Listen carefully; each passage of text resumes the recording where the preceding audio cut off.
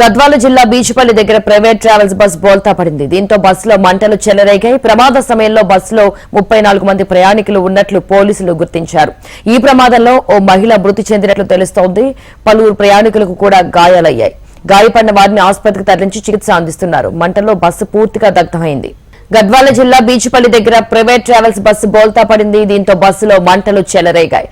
ఈ ఘటనకి సంబంధించి మరింత సమాచారం మా ప్రతినిధి నరేంద్రచారి అందిస్తారు. నరేంద్రచారి, శిల్ప, ఈ తెల్లవారుజాము 3 గంటల ప్రాంతంలో ఈ ప్రమాదం చోటు చేసుకుంది. హైదరాబాద్ నుంచి చిత్తూరు వెళ్తున్నటువంటి జగన్ ట్రావెల్స్ ఓల్వో బస్సు ఒక్కసారిగా డ్రైవర్ నిర్లక్ష్యంతో ఒక్కసారిగా అదుపు తప్పి బోల్తా పడింది. దీంతో ఒకసారిగా బస్సులో షార్ట్ సర్క్యూట్ చెలరేగి మంటలు అంటుకోవడంతో బస్సు పూర్తిగా దగ్ధమైన పరిస్థితి కనిపిస్తుంది. బస్సులో ప్రమాదం సమయంలో 34 మంది ప్రయాణిస్తున్నారు. అయితే 33 మంది మాత్రం సురక్షితంగా బయటికి ప్రాణాలతో బయటపడ్డప్పటికీ మరో ఒక మహిళ మాత్రం సజీవ దహనమైంది. అయితే మహిళను కూడా కాపాడేందుకు స్థానికులు పూర్తిసారి ప్రయత్నించినప్పటికీ మహిళకు సంబంధించి ఆ కిటికీలో చెయ్యి ఇరుక్కపోవడంతో ఆమె రక్షించలేకపోయారు. అయితే ఆమె డీజిల్ ట్యాంకు సమీపంలో కూర్చొని ఉన్నట్టుగా తెలుస్తోంది. ఆ మహిళ ఆ డీజిల్ ట్యాంకు వద్ద భారీగా మంటలు ఎగిసిపడడంతో మహిళను కాపాడలేకపోయామని చెప్పేసి ప్రత్యక్ష సాక్షులు కూడా చెప్తున్న పరిస్థితి కనిపిస్తుంది. మిగతా 33 మందిని కూడా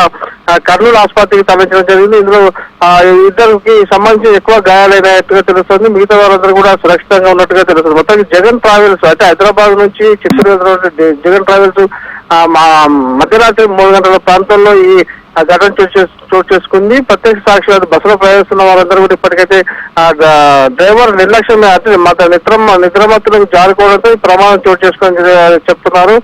డ్రైవర్ నిద్రలోకి వెళ్ళిన నేపథ్యంలో వాహనం ఎక్కువ స్పీడ్ తో లెఫ్ట్ సైడ్ కు ఒరిగిపోయింది. ఒరిగిపోయిన సమయంలో ఏసీ బస్సు కావడంతో ఒకసారిగా మన షార్ట్ సర్క్యూట్ తో మంటలన్నీ చెలరైపోయినాయి. అదే ఇదే ఘటన కూడా చూసుకుంటే ప్రస్తుతానికైతే ప్రాణ నష్టం మాత్రం ఎక్కువ లేకపోవడం, ఒక మహిళ మాత్రం చనిపోవడంతో మిగతా వాళ్ళందరూ కూడా స్వల్ప గాయాలతో బయటపడ్డ పరిస్థితి కనిపిస్తుంది. గతంలో కూడా ఇదే జాతీయ రహదారిలో కొత్తకోట వద్ద కూడా దాదాపు ఇదే తరహాలో బస్సు పూర్తి దగ్ధమైన పరిస్థితి ఉంది. గతంలో 4 గంటల ప్రాంతంలో 64 మంది సజీవ దహనమయ్యారు. ఓల్వో బస్సుకు సంబంధించి ఇదే మంటలు చెలరేయడంతో 64 మంది అప్పట్లో సజీవ దహనమైన సంఘటన ఉంది. మరొక సంఘటన కూడా చోటు చేసుకోవడం పట్ల ఓల్వో బస్సులో ఎంతవరకు సురక్షితమన్న ప్రశ్న ఉత్పన్నమవుతుంది. ఈ సంఘటనకు సంబంధించి ప్రాణ నష్టం అంటే ప్రయాణికులందరూ కూడా త్వరగా తేరుకొని బయటపడడంతో ప్రాణ నష్టం తక్కువగా ఉంది. అయితే మహిళ మాత్రం కాపాడేందుకు ప్రయత్నించినప్పటికీ మహిళను కూడా కాపాడలేకపోయి చెయ్యి ఏదైతే ఉందో ఆ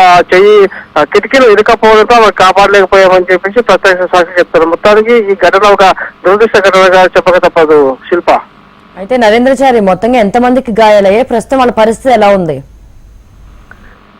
శిల్ప, ఇప్పటికైతే బస్సులో అదే హైదరాబాద్ నుంచి చిత్తూరు వెళ్తున్న ఈ బస్సులో మొత్తం 34 మంది ప్రయాణిస్తున్నట్టుగా తెలుస్తుంది. అయితే ఇందులో ఒక మహిళ సజీవదారంగా మిగతా 33 మందికి కూడా స్వల్ప గాయాలయ్యాయి. అందులో 4గురికి మాత్రం కొంచెం తీవ్ర గాయాలయ్యాయి. వారి పరిస్థితి మాత్రం అంటే నిలకడగానే ఉన్నట్టుగా వైద్యులు చెప్తా ఉన్నారు. ప్రస్తుతానికి వీరందరినీ కూడా గాయపడ్డ 11 మందిని కర్నూలు ఆసుపత్రికి తరలించి చికిత్స అందిస్తున్నారు. దానికి సంబంధించి కూడా అంటే ఎవరు కూడా ఆందోళన చెందాల్సి వస్తుంది.